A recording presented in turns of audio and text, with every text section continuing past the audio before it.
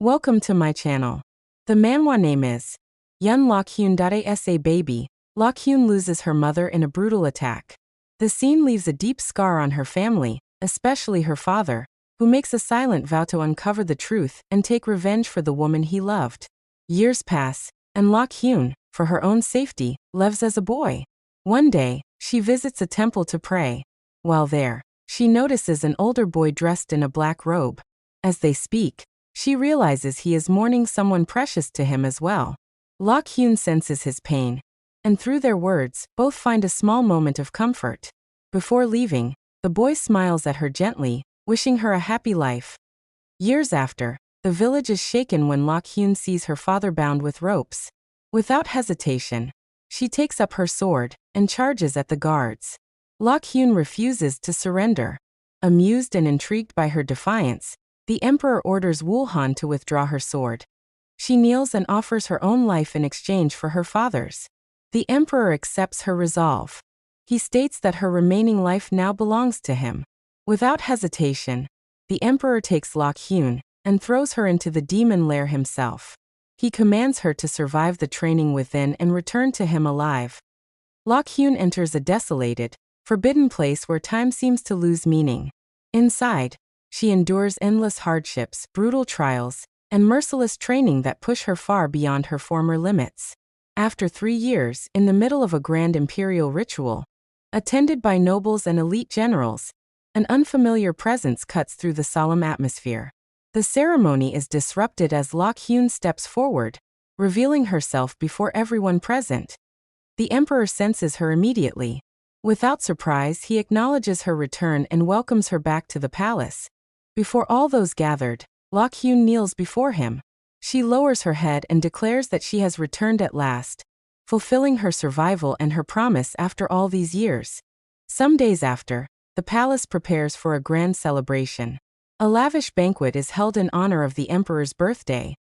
While the palace is consumed by the grand banquet, with nobles and officials distracted by music and wine, Lokhyun takes advantage of the chaos. She changes into the uniform of the women who work inside the palace, blending seamlessly into the background as she moves through restricted corridors. Her destination is a hidden place where a spirit is being imprisoned. Reaching it, she intervenes and succeeds in releasing the spirit. However, the poison used to keep the spirit bound lashes out at her, injuring her shoulder and weakening her body. Enduring the pain, she escapes the area before getting caught. Fighting dizziness and fever, she makes her way to a quiet place surrounded by tall bamboo. She sits down and lies back on the snow, her injured shoulder burning as her strength fades. Her eyes close slowly as her breathing grows shallow, the cold seeping into her body while swallowing her presence in silence. During the banquet, the emperor leaves the hall alone and walks through the bamboo grove surrounding the palace. As he moves, he senses something unusual. A faint trace of qi lingers in the air. He realizes that the breathing nearby is uneven. Following the presence, he discovers a woman lying in the snow. Her blue hair spreads softly against the white ground, her eyes closed beneath the moonlight. For a moment he is struck by her appearance, thinking that she looks strangely beautiful in the stillness of the night. He lifts her into his arms, noticing how light and cold her body feels, and carries her back to his chambers while she remains unconscious. Once inside, he gently places her on his bed and watches her in silence. As he looks at her more closely, he realizes that she is the first woman to awaken such interest within him, marking the beginning of a connection neither of them is yet aware of. As he examines her injury, he notices a dark poison spreading from her shoulder. Using his power, he attempts to suppress it, only to realize that this is no ordinary poison and cannot be removed quickly. He tells her that she must endure it, because the process will be long and painful. Placing his hand against her chest, he channels his power into her body, forcing the poison to recede little by little. As the pain overwhelms her, she instinctively grips his robe. Time passes slowly until the poison finally stabilizes. He tells her that she has done well, acknowledging her strength in enduring the suffering. As he supports her, he notices tears gathered at the corners of her eyes. He wonders whether those tears are born from pain alone. Drawing closer, he gently pulls her closer, holding her as her breathing steadies. In that moment, He asks himself when he last shed tears of his own, and whether tears had always been this warm, marking a subtle shift in his guarded heart. Feeling how cold her body has become, the emperor carries her to a warm bath within the palace. As he tends to her, he senses that her young energy is dangerously weak. Acting on instinct, he transfers his power to her, leaning close and sharing his warmth until her breathing gradually steadies. When he feels her body finally grow warm again, he understands why he chose to save her in the first place. Hours later, she slowly opens her eyes and realizes she is resting in someone's lap. He asks where she came from, but her voice will not respond. Her vision is still blurred, leaving her unable to see his face, though his voice reaches her clearly. When he asks her name, she feels the warmth of his touch and gently grips his hand. Amused and softened, he smiles and compares her to a warm crescent moon that has fallen from the sky. With great effort, she finally manages to speak, revealing her name as Yun. Hearing it, he smiles again and calls her his beautiful lotus flower. When he notices tears forming in her eyes, he pulls her into an embrace, admitting that he dislikes seeing her cry and wishes to cherish her instead. Responding to his sincerity, she wraps her arms around him as well, holding on as if afraid the moment might disappear. After a while, they part slightly. He asks if she can see him clearly now and presses a gentle kiss to her forehead. As her vision sharpens and she finally looks up, her breath catches. The man who saved her life, who held her so warmly through the night, is none other than the emperor himself. In that instant, disbelief floods her heart as she realizes who has been standing beside her all along. Seeing that her condition has improved, the emperor gently takes her hand and kisses it.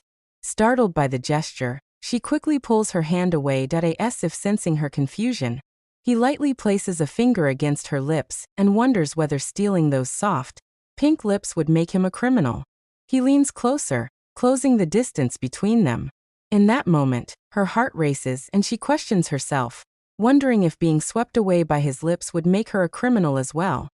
Unable to resist the pull any longer, she leans forward and kisses him. He responds by taking her hand again, admitting that before meeting her, he never believed in love at first sight. Still, he urges her to rest, reminding her that she is not fully recovered yet. Exhaustion soon overtakes her, and she falls asleep. He remains awake, silently watching her, realizing how strange it feels to want to keep gazing at her face and to keep her by his side. Eventually, he too falls asleep. Some hours later, she wakes to find herself wrapped in his embrace, their faces close, breathing shared in the quiet of the room. Shocked, she quickly sits up, panic rising as she tells herself she must leave before they cross a line that can never be undone. As she prepares to go, his calm voice stops her.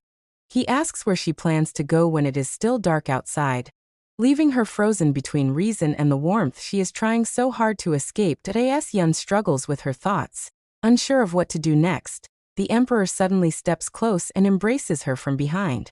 He presses a gentle kiss against her bare shoulder, catching her completely off guard. His voice is low and honest as he admits that he had planned to be patient, but his desire has grown too strong. He tells her that he wants her and asks if she will accept him. He kneels before her, carefully taking her hand. In that moment, Yun realizes that for the first time in her life, she does not hesitate.